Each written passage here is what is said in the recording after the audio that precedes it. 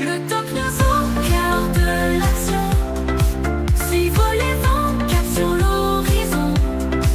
Entre ciel, mer et flammes, toujours prêts. Les infos vite et l'histoire renaît. Des innovations qui défient la gravité. Des héros silencieux, des vies à sauver. Entre turbulences et ciel apaisé. Salut à toutes et à tous, c'est le Doc News. Pour le news, on est parti sur de la news airline et comme vous l'avez vu en bas du titre, Ryanair vous trouvera toutes des excuses pour en gros vous taxer sur la taille de vos valises. Et oui, bien sûr, les employés de Ryanair essaieront de vous piéger avec la taille de votre valise. Leur salaire en dépend, et oui. Ryanair paye jusqu'à 1,50 € à chaque fois qu'elle surprend des passagers ne respectant pas la réglementation, mais ce n'est pas la seule fois. Cependant, pendant ce temps-là, Ryanair a doublé ses bénéfices nets au cours d'un trimestre exceptionnel de la compagnie. On va regarder ça parce que c'est une news qui vient de l'Espagne. Je suis tombé dessus comme ça en checkant un peu sur les réseaux. À l'approche des bords d'embarquement, il est fréquent que certains employés de Ryanair jettent un coup d'œil aux passagers pour vérifier que nous respectons la réglementation relative aux bagages et que nous ne transportons pas de valises trop volumineuses en cabine, outre le fait que cela fait partie de leur travail. Les employés de Ryanair ont aussi une autre motivation, gagner plus. Ah oui, il faut bien ramener la moulin.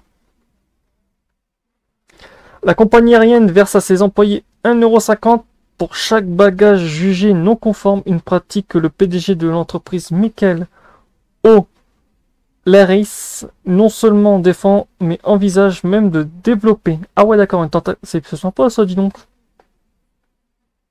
Est-ce que c'est légal aussi? Faudra que je check ça en plus tard.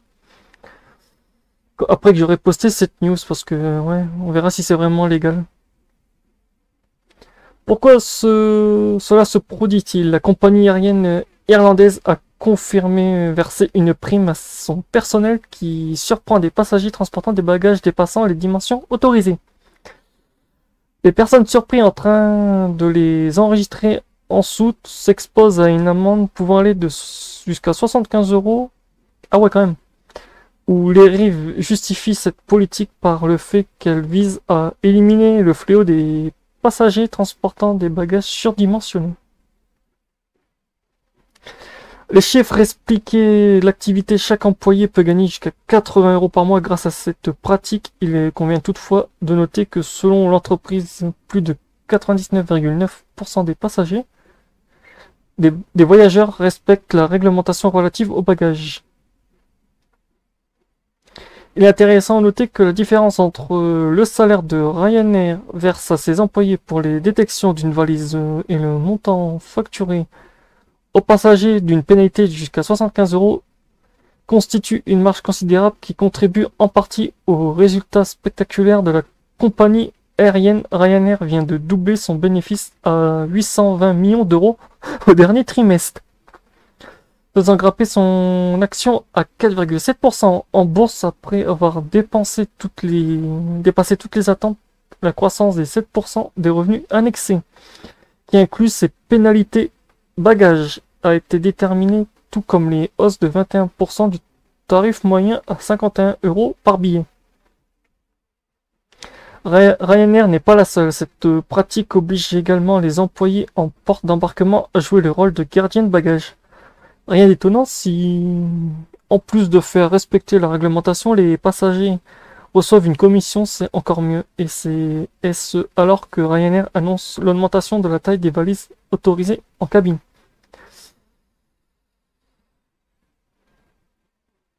Bien sûr que cette pratique ne soit pas exclusive à Ryanair, d'autres compagnies aériennes comme EasyJet ont également mis en place des systèmes similaires, par intermédiaire de sous-traitants comme Switchport qui verse 1,20 € par 1$ par 1,20 €, ouais, en plus c'est comme 1$ par bagage. Cet employé gagne généralement environ 12 $ selon The Guardian. sont également confrontés à des tensions avec les passagers, car personne n'apprécie de devoir payer un supplément juste avant l'embarquement. Ah bah c'est sûr. Bonjour, votre bagage, votre truc de vol, on va dire, il coûte 100 euros. Ah bah, votre bagage est trop lourd. Attendez, on va vous rajouter une petite taxe un peu plus. Hop, on va monter à 150 euros. Contexte du secteur, Ryanair traverse actuellement une période prometteuse, d'autant plus qu'elle est devenue la première compagnie aérienne espagnole en termes de nombre de passagers, avec une croissance de 20,6% au cours du dernier trimestre. L'Espagne reste son deuxième marché après l'Italie, avec un chiffre d'affaires de 62, presque 800 millions d'euros. 772 millions d'euros. Ah oui, quand même. Le Parlement européen fait pression pour que les compagnies aériennes autorisent la gratuité des bagages en cabine et des bagages à main, mais Orly prédit que cette proposition ne sera pas retenue en raison du manque d'espace dans les avions. Selon son dernier rapport financier, la compagnie exploite par des vols presque complets avec un taux d'occupation de 94%.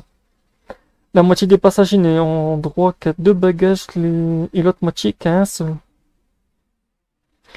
Et maintenant, Ryanair n'exclut pas d'augmenter les primes versées à ses employés pour la détection d'excédents de bagages, même si O'Leary s'attend à une diminution des détections dans les années à venir, à mesure que les passagers s'adapteront mieux aux règles.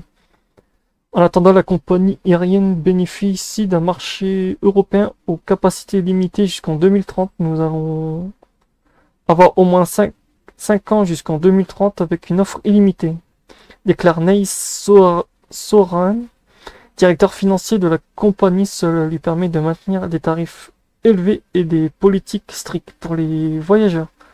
Cela signifie qu'il faudra redoubler de prudence aux portes d'embarquement, notamment pour respecter la réglementation et éviter de mauvaises surprises ultérieures. Donc voilà, c'est tout pour cette news. N'hésitez pas à donner vos avis dans les commentaires. Pour ma part, je commence à avoir un... C'est vrai que les chiffres d'affaires, waouh, les gens, c'est... Vas-y. Je savais pas que dans un aéroport, les compagnies pouvaient nous transformer comme des planches à bifton. Mais bon, qui dit compagnie low cost dit aussi abus low cost. Faut pas s'étonner que c'est un peu de l'abus, mais bon. N'hésitez pas à donner vos avis sur ce sujet. Moi, pour ma part, si toutes les compagnies low cost commencent à faire ça aussi, ça va être sympa. Donc voilà, on se retrouve pour le prochain news. Portez-vous bien. Tchuss.